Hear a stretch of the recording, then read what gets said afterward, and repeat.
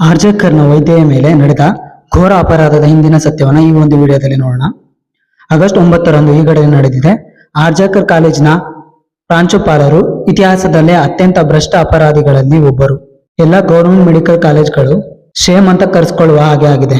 ಈ ಆರ್ಜಕರ್ನ ಕಾಲೇಜಿನ ಪ್ರಾಂಶುಪಾಲರಿಂದ politically strong background ಇರುವಂತಹ ಕ್ಯಾಂಡಿಡೇಟ್ಸ್ ಬಂದ್ರು ಅಂತ ಹೇಳಿದ್ರೆ ಆ ಕ್ಯಾಂಡಿಡೇಟ್ಸ್ ಗಳನ್ನ ಕೋಟಿಗಟ್ಟಲೆ ಹಣ ಪಡೆದು ಅವರನ್ನ ಪಾಸ್ ಮಾಡಿ ಕಳಿಸ್ತಾರೆ. ಅಷ್ಟು ಅಲ್ಲದೆ ಕಾಲೇಜಿನಲ್ಲಿಯೇ ಸೆಕ್ಸ್ ರಾಕೆಟ್ ಮತ್ತು ಡ್ರಗ್ ರಾಕೆಟ್ ದಂಧೆ ನಡೆಸುತ್ತಿದ್ದು, ಇದೆಲ್ಲದರ ಬಗ್ಗೆ ಸಂತ್ರಸ್ತ ಮಹಿಳೆಗೆ ತಿಳಿದು ಸಾಮಾಜಿಕ ಜಾಲತಾಣಗಳಲ್ಲಿ ಸತ್ಯವನ್ನು ಬಹಿರಂಗಪಡಿಸುವುದಾಗಿ ಬೆದರಿಕೆ ಹಾಕಿದ್ದು. ಇದರ ಹಿಂದೆ ಪ್ರಾಂಶುಪಾಲರ ಕೈವಾಡವಿದೆವೆಂದು ತಿಳಿಯದೆ HOD ಹಾಗೂ ಪ್ರಾಂಶುಪಾಲರಿಗೆ ದೂರನ್ನು ನೀಡಿದಳು. ಮೊದಲು ಬೆದರಿಕೆ ಹಾಕಲು ಯತ್ನಿಸಿದ್ದಾರೆ.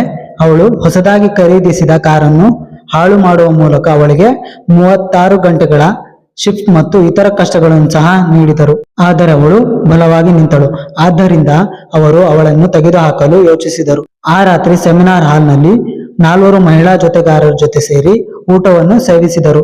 ಅವರಲ್ಲಿ ಒಬ್ಬರು ಅವಳೊಂದಿಗೆ ಜಗಳವಾಡಿದರು ಮತ್ತು ನಂತರ ಅವರು ಅವಳನ್ನು ಒಬ್ಬಂಟಿಯಾಗಿ ಬಿಟ್ಟರು. ನಂತರ ರಾತ್ರಿಯಲ್ಲಿ ಆ ಅಪರಾಧಿಗಳು ಕುಡಿದ ಅಮಲಿನಲ್ಲಿ ಬಂದು ಅವಳನ್ನು ಅಮಾನವೀಯ ರೀತಿಯಲ್ಲಿ ಹಿಂಸಿಸಿದರು. ಒಬ್ಬ ಮಹಿಳೆಯು ಕೂಡ ಅವಳ ಕೈಗಳನ್ನು ಕಟ್ಟಲು ಸಹಾಯ ಮಾಡಿದರು. ಅವರು ಬೂಟುಗಳೊಂದಿಗೆ ಅವಳ ಬೆನ್ನಿನ ಮೇಲೆ ನಡೆದರು. ಅವಳ ತಲೆಬುರುಡೆಯನ್ನು ಛಿದ್ರಗೊಳಿಸಿದರು. ಅವಳ ಬೆನ್ನಿನ ಮೂಳೆ ಮತ್ತು ಕಾಲರ್ ಮೂಳೆಗಳನ್ನು ಮುರಿದು ಅವಳ ಉಗುರುಗಳನ್ನು ಕಚ್ಚಿ ಮತ್ತು ಉಸಿರುಗಟ್ಟಿಸಿ ನಂತರ ಈಗ ಸರೆಂಡರ್ ಆಗಿರುವ ಸಂಜಯ್ ರಾಯ್ ಅವರನ್ನ ಒಳಗೆ ಕಳಿಸುತ್ತಾರೆ. ಏಕೆ ಅಂತ ಹೇಳಿದ್ರೆ ರೇಪ್ ಮಾಡೋದಕ್ಕೆ.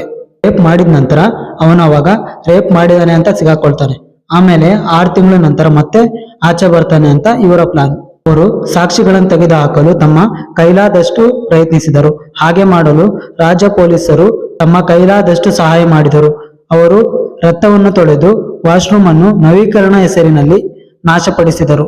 ಅವರು ಎಲ್ಲಾ ರೀತಿಯ ಸಾಕ್ಷಿಗಳನ್ನು ಅಳಿಸಲು ಪ್ರಯತ್ನಿಸಿದರು, ಏಕೆಂದರೆ ಅದು ಒಂದು ದಿನ CBI ಕೈಗೆ ಹೋಗಬಹುದು ಎಂದು. ನೀವು ಹಾಗೆ ಥಿಂಕ್ ಮಾಡಿ, ನಮ್ಮ ದೇಶವು ಎಂತಹ ವೈದ್ಯರನ್ನ ಬೆಳೆಸುತ್ತಿದೆ ಎಂದು.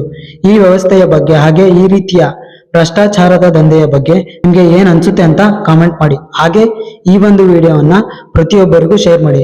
ಏಕೆ ಅಂತ ಹೇಳಿದ್ರೆ ಯಾವ ರೀತಿಯ ಪರಿಸ್ಥಿತಿಯಲ್ಲಿ ನಾವು ಬೆಳೀತಾ ಇದ್ದೀವಿ ಅನ್ನೋದು ಎಲ್ರಿಗೂ ಗೊತ್ತಾಗ್ಬೇಕು.